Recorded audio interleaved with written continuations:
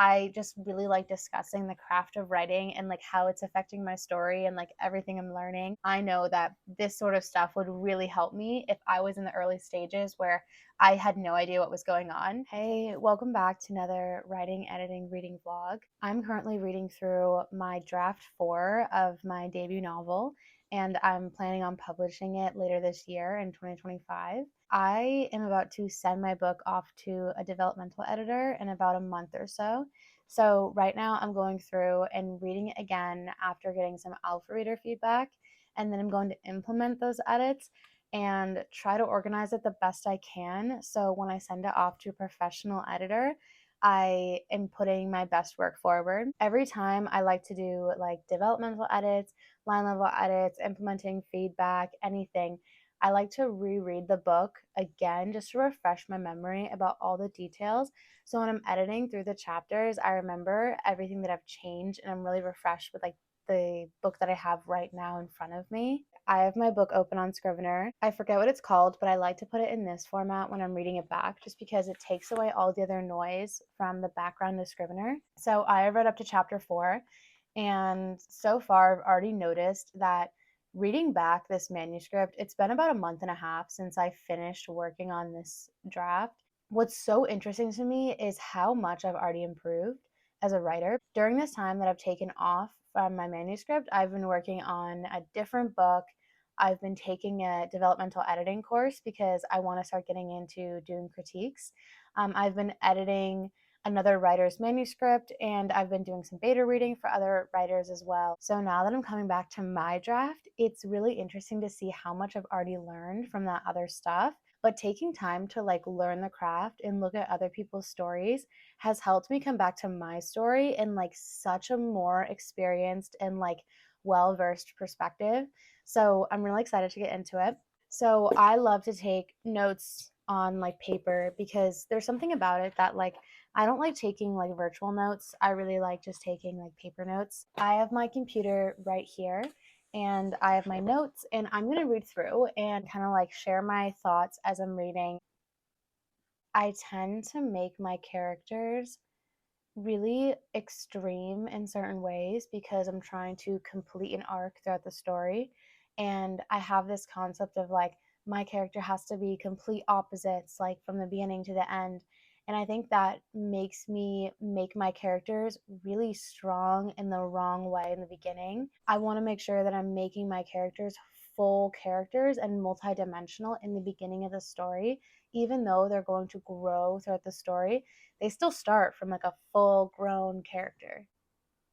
I've gone through this manuscript about 4 times, and I have developed the plot and the climax and the plot twist so deeply that now that I'm reading it back in the beginning, I like to take notes on where I want to drop Easter eggs or foreshadowing. And I think I don't foreshadow enough, where foreshadowing is like really important, but you don't want to make it too obvious. But then if you get to like a big plot twist or a big reveal, it's not as satisfying if there wasn't that foreshadowing.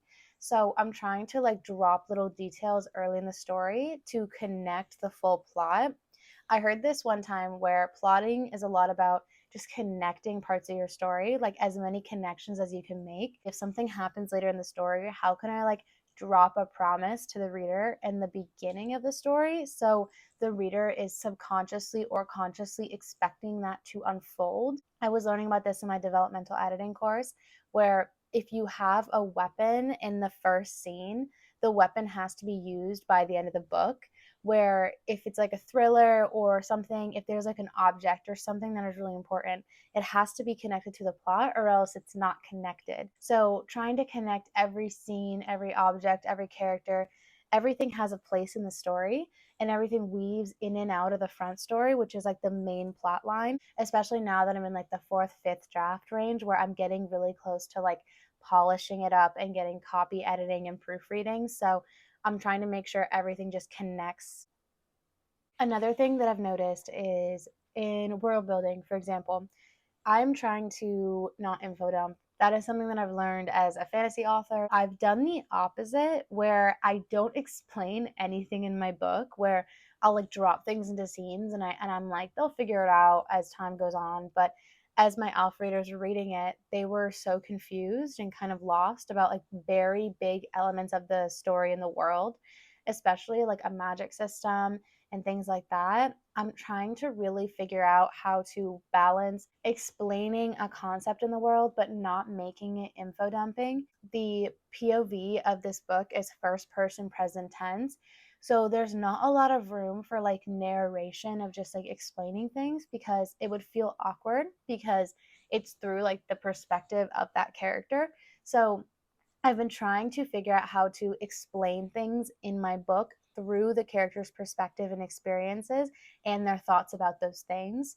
So it's definitely an unreliable narrator, but I think that makes it more interesting because you're seeing it from that perspective. And I've noticed that I need to really go deeper on a lot of those details early on because a lot of my readers were confused in the first few chapters. One of my scenes in this chapter is a ballroom scene, and there's a long time where the main character is like in a dance. One of the pieces of feedback that I got from my alpha readers was that the dance scene kind of dragged a bit, and I was thinking about it, and that was one of my favorite scenes to write.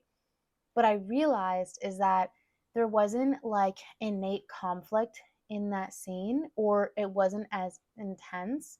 There wasn't enough tension in that point of the story. The more that I've learned about writing and reading and editing is that most stories they need to increase tension, but not in the way where everything is chaos and there's just a ton of conflict. It's like subtlety, and like it's all about character motivations and beliefs and how they contrast and like butt heads with other characters beliefs and motivations. And it's really cool to see because I'm reading through this story and I've noticed there's a lot of opportunities where I could increase tension and increase that like that energy of like that something is going on here, and I'm just not doing that. As I'm reading through this with fresh eyes, I'm realizing that there's a lot of scenes that I tell attention, but I don't show tension. Where I'm saying that there's tension or there's things that are off, but I'm not feeling it. And I've noticed that going through this is the first time that I'm really focusing on tone and mood. And those things are so important to a story. And I haven't been focusing on them until now because I've been so focused on the plot and everything else. Looking at a scene, there's nothing like necessarily wrong with the scene. It just doesn't feel the way I want it to. And I think a lot of times it's the tone or mood isn't correct. So I'll have a scene that's really serious, but the tone is like weirdly like not matching it. So I think for me, just increasing tension and in doing that, creating a mood or tone that really matches what that scene is trying to express. I'm really looking at my work more on a scene by scene level, and I'm looking at it deeper. Where when I first started writing, I just wrote what came to me and like what I envisioned in a movie. But now I'm learning about like the deeper details of creating and crafting a story. And it's really cool because at first, I kind of knew these concepts, but I didn't have a way to explain them or understand them or find them in my story. But now that I'm learning about it and practicing it on other manuscripts, I'm so much better at spotting in my own. I recommend if you were at like a spot in your book where you're in between drafts or you're doing something else, take a time to beta read for another novel or just go to a critique group or just talk to other writers and be like, let's switch novels, let's edit each other's books, because just editing other books, it just helps so much with your own book. So I've been getting a ton of feedback that one of my characters is flat and they're not as developed. And now that I'm reading back the story, it's so obvious to me that this character kind of feels like a prop in every scene where his motivations and his beliefs and like what he knows about the world kind of change per scene based on what I need out of that scene. And I'm realizing it now, and it wasn't as obvious in the beginning, but he's a really important character to the story because he juxtaposes another character, but he's more than that. Where I think I put this character in to do things in the story that I want to happen, but I'm not making him a full fledged character on his own. So that's why he's kind of flat or it's not fun to read about him because he doesn't feel real. And I'm just reading about this scene and I'm thinking, like, Why would he say that? What are his motivations here? Why does he think that? Why is he acting like that? This character is also an example of me trying to make character arcs extreme, where I he's like normal at first and then he gets like unhinged like way too fast, and it's like I'm trying to give this character more of a negative character arc, but it can't be like, you know what I mean? Like there's got to be some subtlety to it. I've noticed when I go through and edit and just take notes of my story, I'm constantly asking questions. I'm questioning why someone does something, how much do they know? Is this relevant? What's the purpose of this?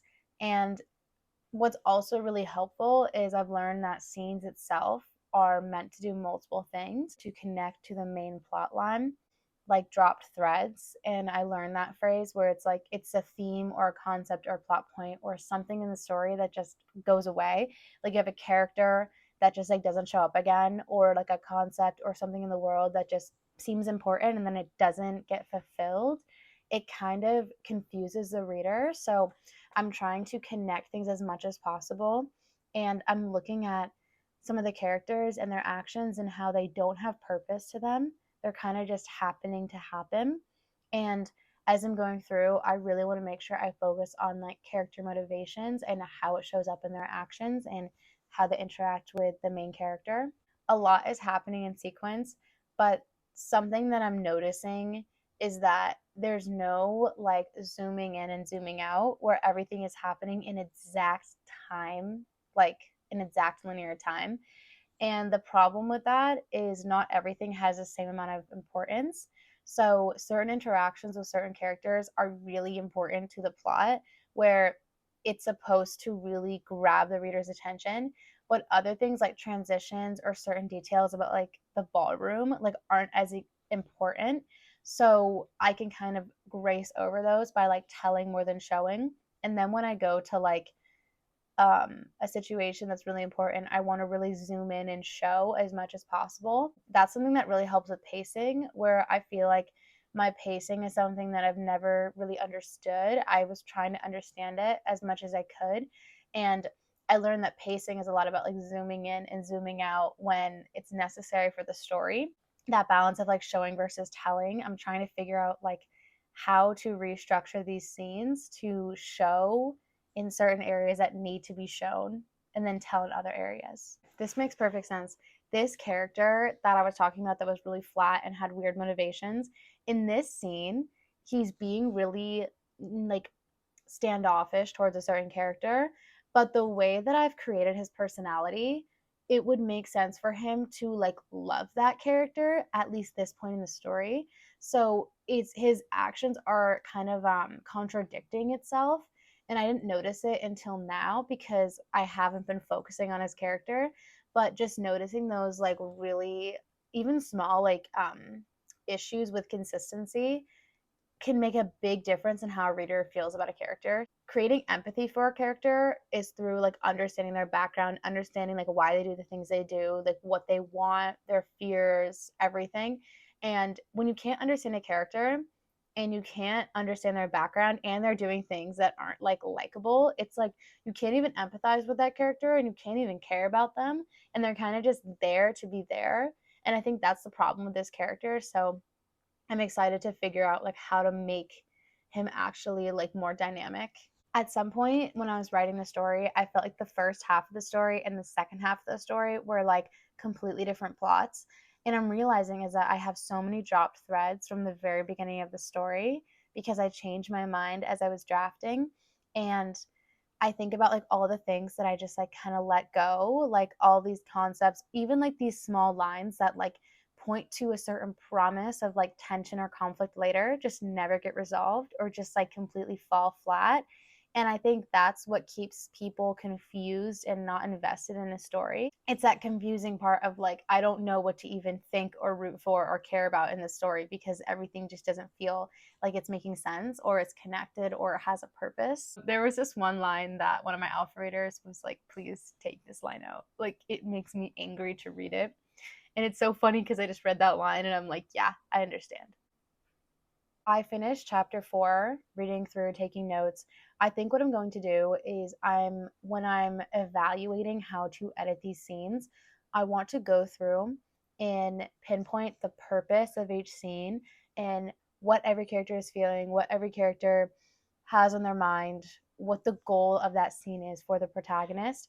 And it sounds like so plot driven because I'm a very big discovery writer, but the more I go into it, I realize that in the beginning of a story process, discovery writing is so helpful, but by the end of a book, like you really have to plot out everything and make sure it all connects because there's going to be so many points that just don't connect. I'm excited to get through these notes. I'm going to read this, take notes, and then I'm going to go back and start implementing those edits. But yeah, that was just like one chapter. I wanted to kind of show like my thought process, and I was editing it, I was reading over it as I was filming, so everything that I said or everything that came to my mind was something that was a reaction to reading this chapter.